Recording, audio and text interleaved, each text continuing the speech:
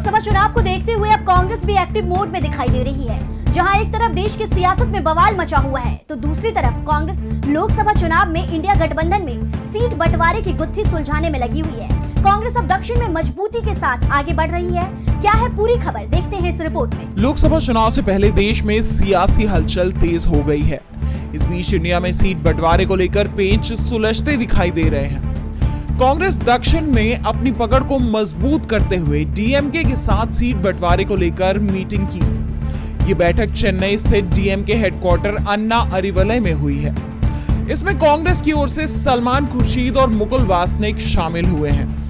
कांग्रेस ने इस बार डीएमके से 18 सीटों की मांग की है। पार्टी का दावा है कि 2022 में राहुल गांधी की भारत जोड़ो यात्रा तमिलनाडु से निकली थी। उसके बाद से राज्य में कांग्रेस का आधार तेजी से बढ़ा है। 2019 लोकसभा चुनाव में कांग्रेस ने यूपीए गठबंधन में राज्य की 39 सीटों में से 9 पर चुनाव लड़ा था।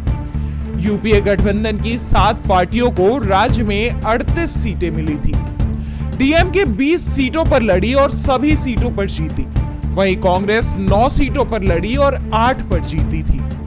10 सीटें अलायंस के अन्य दलों के खाते में गई थी।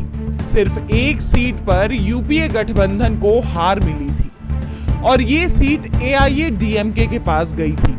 तब वो बीजेपी के साथ गठबंधन में थी, लेकिन इस बार एआईएडीएमके एनडीए से अलग हो गई है।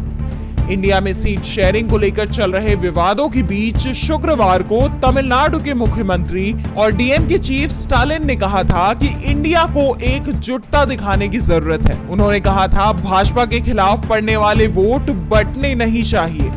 हम सभी का एक ही उद्देश्य होना चाहिए। हमें बीजेपी को फिर से सत्ता में नहीं आने देना है।